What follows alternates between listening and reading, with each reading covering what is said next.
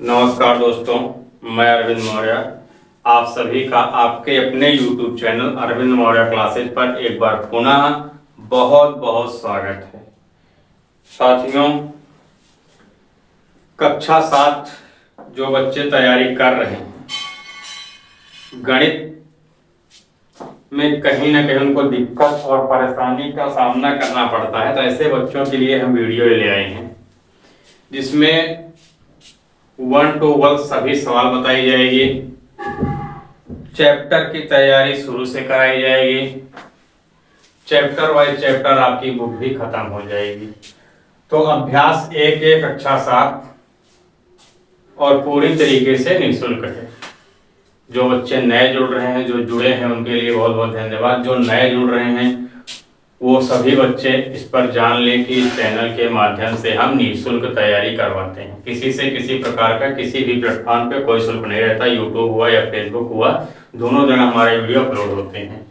तो आइए कक्षा 7 अभ्यास 1 की सवाल के बारे में अध्ययन करने से पहले थोड़ा सा जान लेते हैं परमेय संख्या क्या होती है।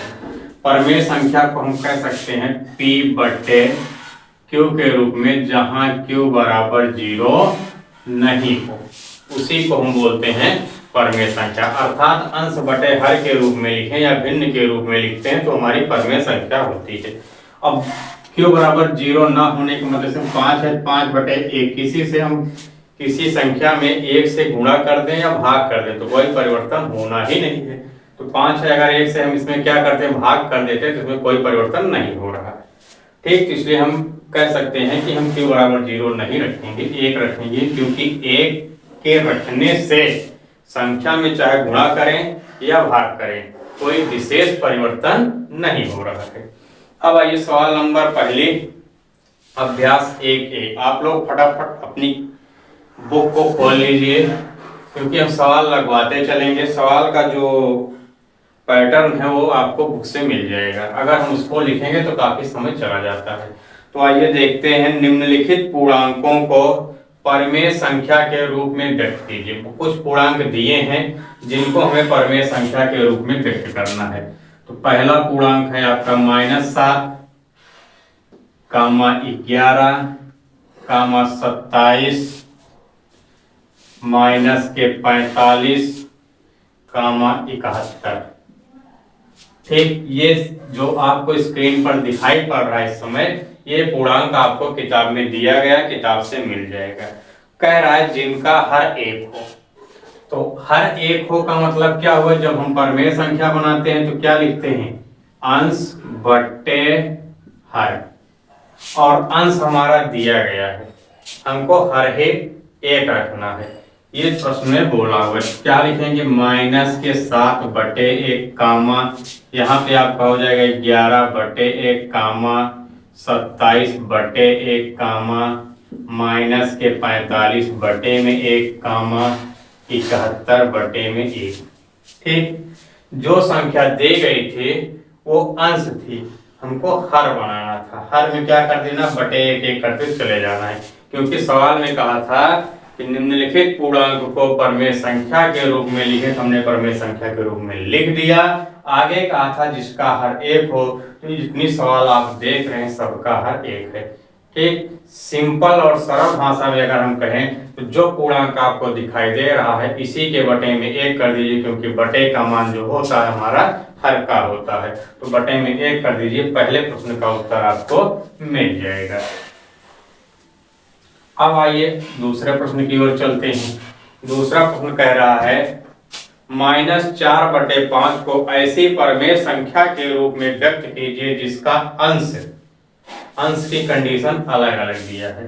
तो सबसे पहले दिया क्या है सवाल में, -4/5 को ऐसी परमेय संख्या के रूप में व्यक्त कीजिए जिसका, कई खंड में दिया है, हम का, खा, गा और घा, चारों खंड बना लेते हैं।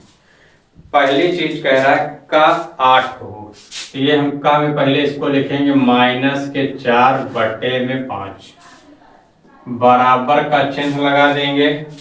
कह रहा है जिसका अंश 8 हो, अंश 8 दिया है, कितना दिया, अंश 8 दे रखा है, तो हर निकालना है। निकालने कैसे, अंश से अंश में भाग दे दीजिए।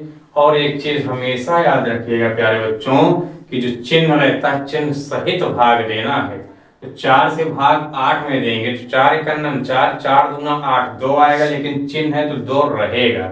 तो कितना है, 4 दूना 8, 2 आया, 2 से इसमें गुणा। अंश से अंश में क्या करना है, आपको भाग कर लेना है, और जो आएगा उसको हर में गुणा। 4 दूना 8 मतलब 4 की संख्या क्या हुई, दोगुनी हुई है, और यहाँ चिन्ह माइनस है तो इससे हम भाग देंगे।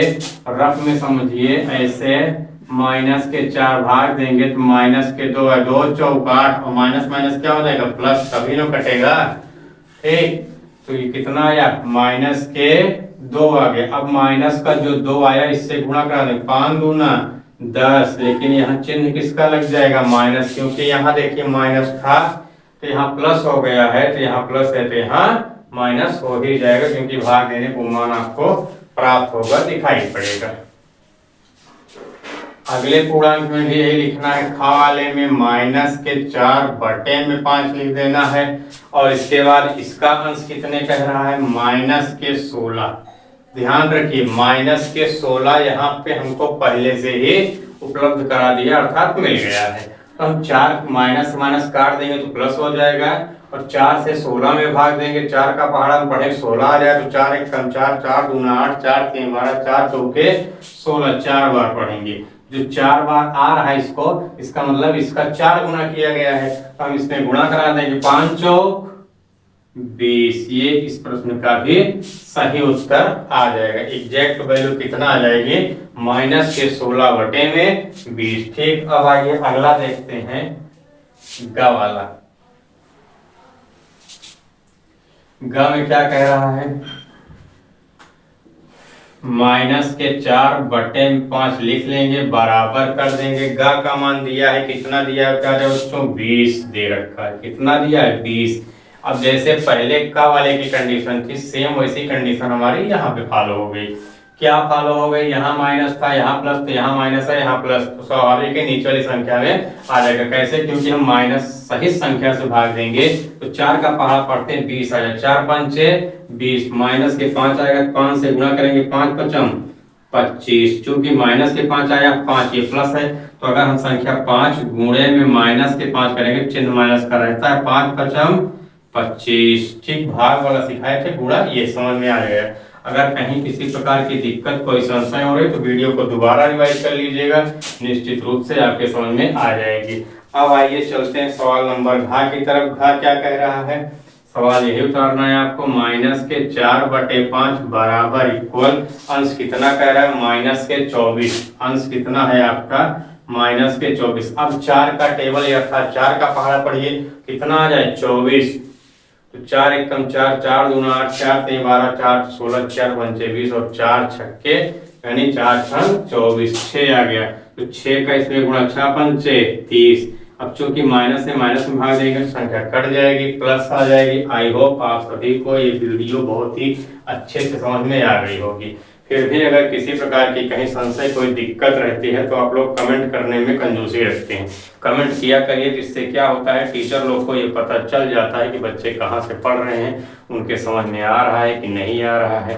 ठीक, वीडियो बहुत लंबी नहीं बनाएंगे, छोटी छोटी वीडियो रहेगी, और अपने दोस्तों के पास जरूर शेयर करिएगा ताकि उनको भी ऐसी जानकारी मिल जाए। अगर हमारा वीडियो आप देखते हैं तो आपको कोचिंग क्लासेज या किसी प्रकार की ट्यूशन क्लासेज की आवश्यकता नहीं होगी। 1 to 1 एक ही सवाल बताएंगे और शुरू से बताएंगे। आज की तारीख है 27 अगस्त 2025। आज से हमने वीडियो अपलोड किया है, केवल कक्षा 7 की क्लास, 1 महीने 1.5 महीने में कक्षा 7 की क्लास क्लोज कर देंगे। तब तक आप लोग चैनल पर बने रहिए। बहुत बहुत धन्यवाद।